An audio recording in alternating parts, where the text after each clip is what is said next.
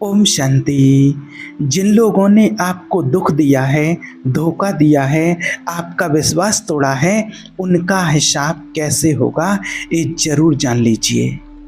देखिए, क्या आपने कभी सोचा है कि जिन लोगों ने आपको सबसे ज़्यादा दुख दिया है, जिन्होंने आपके साथ धोखा दिया है, बिना गलती किए हुए भी आपका भरोसा तोड़ा है, वे कैसे इतनी आसानी से खुश रहते हैं, मुस्कुराते हैं और अपनी ज़िंदगी जी रहे हैं।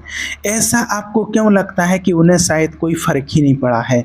आप रो रहे हैं, आप बिल्कुल अंदर से टूट गए हैं, आप बहुत ज़्यादा दुखी हैं, आप तड़प रहे हैं, आप परेशान हैं, मगर वो लोग आगे बढ़ रहे हैं। क्या ये न्याय है? क्या अच्छाई हमेशा हारती आई है और बुराई की जीत होती है? अगर आप भी यही सवाल लेकर के और अपने अंदर एक गुत्थी लेकर के चल रहे हैं तो रुकिए।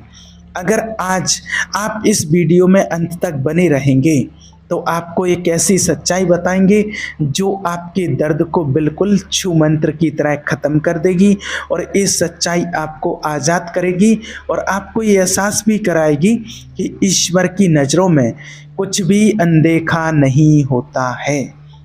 भगवान चुप हो सकते हैं, लेकिन ऐसा नहीं है कि भगवान देख नहीं रहे हैं। हर आंसू जो आपकी पलकों से बहा हुआ है, हर राज जो आपसे छुपाया गया है, और हर रात में जब आप अकेले रोए हैं, हर बार जब आपने अपने दर्द को छुपा लिया है, वो सब भी भगवान ने देखा है। और उसकी चुप्पी कभी कभी सबसे बड़ा जवाब होती है, क्योंकि वो एक ऐसा हिसाब करते हैं जो इंसानों की तरह अधूरा नहीं होगा, वो पूर्ण, न्याय संगत और अनंत परिणामों वाला होगा। तो इस कुछ मिनट के लिए आप इस वीडियो में बने रहिए, और आज आपको बताएंगे कि कैसे ईश्वर उन लोगों से हिसाब लेते हैं जिन्होंने आपको धोखा दिया है, दुख दिया है, बिना वजह के आपका दिल दुखाया है, और कैसे वो आपके दर्द को आपकी सबसे बड़ी ताकत में बदल देते हैं। आज का ये वीडियो आपको सिर्फ प्रेरणा नहीं देगा, बल्कि आपके अंदर की उस आग को जगा देगी जो आपको आगे बढ़ने के लिए प्रेरित करेगी और आपको सक्सेसफुल लाइफ तक ले जाएगी। तो चलिए आज का वीडियो शुरू करते हैं। देखिए, जब लोग आपको चोट पहुंचाते हैं, आपको दुख पहुंचाते हैं, तो सबसे पहले मन में आपके ये आता है कि उन्हें ही ऐसा ही दर्द क्यों नहीं मिलता, क्यों ना उन्हें सबक सिखाया जाए, क्यों ना उन्हें वही कड़वाहट चखाई जाए जो आपने झेली। लेकिन भगवान कहते हैं कि यह बदला कर्मों का होता है, ये शब्द कोई कमजोरी नहीं है, इस शक्ति का परिचय है। इसका अर्थ है कि आप इंसान होकर न्याय की कोशिश मत करो, क्योंकि आप केवल परिस्थिति देख सकते हो, मगर भगवान तो सब कुछ देखते हैं, उनके दिल की भी जांच करते हैं, और उनका कर्म साथ में उनका बंधा हुआ है। देखिए, जब कोई आपका भरोसा तोड़ता है तो वह केवल आपके साथ गलत नहीं करता है, वो उस ईश्वर के खिलाफ भी खड़े होते हैं जो सच्चाई और न्याय के स्रोत हैं। जब आपने अपने जीवन से किसी को सम्मान दिया, आपने उसे प्रेम दिया, अपना सब कुछ दिया, और उन्होंने आपको रुला दिया, आपको नीचा दिखाया, आपके पीठ पीछे वार किया, तो वो सिर्फ इंसानी गलती नहीं, वो आत्मिक अपराध था। और आत्मा से किया गया अन्याय हमेशा आत्मा से ही निपटाया जाता है। भगवान के न्याय की सबसे सुंदर बात यह है, वो प्रतीक्षा करते हैं, वो उन लोगों को भी अवसर देते हैं जिन्होंने आपको धोखा दिया है, आपके साथ गलत किया है, कि वे पछताएं और अपने जीवन को बदलें, आपसे क्षमा मांगें और पश्चाताप करें, और ईश्वर के सामने जाकर के पश्चाताप के आंसू बहा करके, उस गलती का एहसास करके, और वो गलती दोबारा से ना दोहराएं।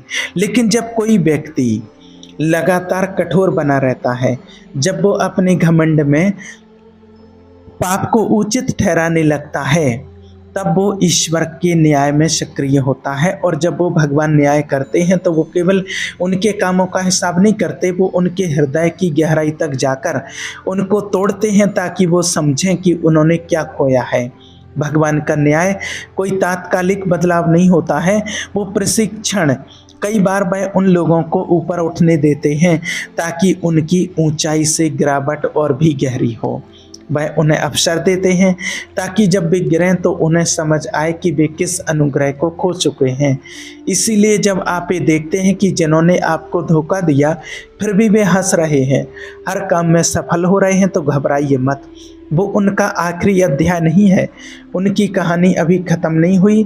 भगवान उनका न्याय जरूर करेंगे। आपका काम बदला लेना नहीं है, आपका काम उस ईश्वर पर भरोसा करना है जो ईश्वर आपका भविष्य जानते हैं। वह अंत पहले से देख चुके हैं, जो आपके आने वाले वर्षों की योजना पहले से बना चुके हैं।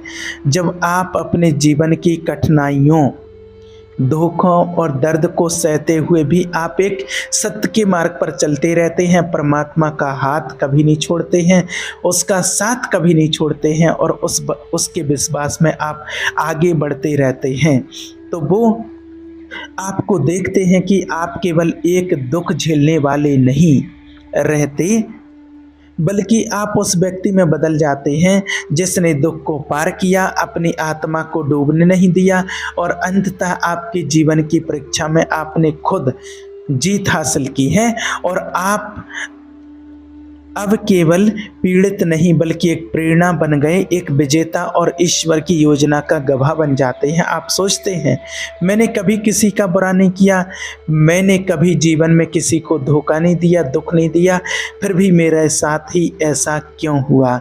लेकिन सच्चाई यह है कि जो लोग पवित्र होते हैं उनके साथ ही ऐसे काम होते हैं, क्योंकि ये उन आत्माओं के पूर्व जन्मों का हिसाब किताब होता है और भगवान वो हिसाब किताब अभी चुकतू कराते हैं और चुकतू करा करके आगे का जन्म आपका बहुत सुखदायी बनाना चाहते हैं।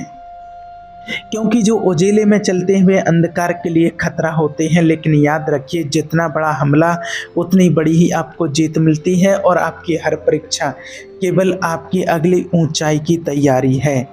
याद रखना, जब कोई भी आपको दुख देता है, तकलीफ देता है, तो वो आपकी आत्मा को एक विकल्प देता है, या तो आप कड़वाहट में जिए या आप क्षमा में उठ खड़े हैं।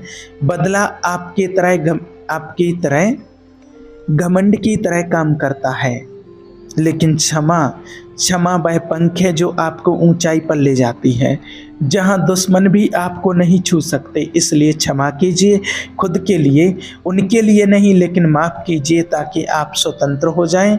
क्षमा का अर्थ यह नहीं कि आप फिर से भरोसा करें, क्षमा का अर्थ है कि आप उनके किए गए कर्मों को आपकी आत्मा पर आप हावी नहीं होने देंगे और आप बहुत ज़्यादा दुखी नहीं होंगे, आप गिल्ट फील नहीं करेंगे। और जब आप दूसरों को क्षमा करते हैं तो भगवान हस्तक्षेप करते हैं, वो देखते हैं कि मेरे बच्चे ने मेरा मार्ग चुना है, अब मैं उसके लिए और नए नए मार्ग खोलूँगा, और फिर वहाँ वो दरवाजे खोलते हैं जो आपने सोचे भी नहीं होंगे।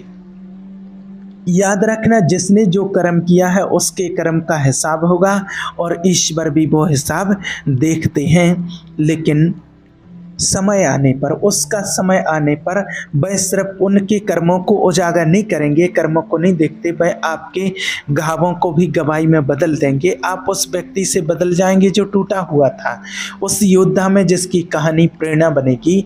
आपकी आंखों से वहाँ हर आंसू एक गवाही बनेगा कि ईश्वर ने आपको कभी छोड़ा नहीं है। जो लोग आपको छोड़ गए वे समझेंगे कि उन्होंने किस खजाने को खोया है, लेकिन तब तक आप इतनी ऊंचाई पर होंगे कि उनकी माफ़ी भी आपसे नहीं मिल पाएगी, क्योंकि आप ईश्वर की योजना में इतने आगे जा चुके होंगे कि पीछे मुड़ना भी आपको खुद ही अपने समय की बर्बादी लगेगा। तो आज आपसे कहते हैं, उस दर्द को, उस गुस्से को, उस दुख को एक अंतिम विदाई दीजिए और अभी मेरे साथ बोलिए, हे प्रभु परमात्मा, मैं आपके न्याय पर भरोसा करता हूँ, मैं आपकी श्रीमत पर चलती हूँ, आपकी श्रीमत के अनुसार चलती हूँ। मैं उन सबको आपके हाथों सौंपते हैं जिन्होंने मुझे रुलाया, तोड़ा, गिराया, धोखा दिया, और मैं उनसे आज़ाद हूँ, क्योंकि अब सिर्फ आप ही मेरे सहारे हो। और तब आप अपने जीवन में वो चमत्कार देखेंगे जो आप कभी सोच भी नहीं सकते थे, आपने कभी कल्पना भी नहीं की होगी, और भगवान आपको नई ऊंचाई देंगे। आपको नई पहचान देंगे और नए लोगों से मिलवाएँगे, जो आपको उसी तरह से सम्मान देंगे जैसे आप उसके योग्य हैं।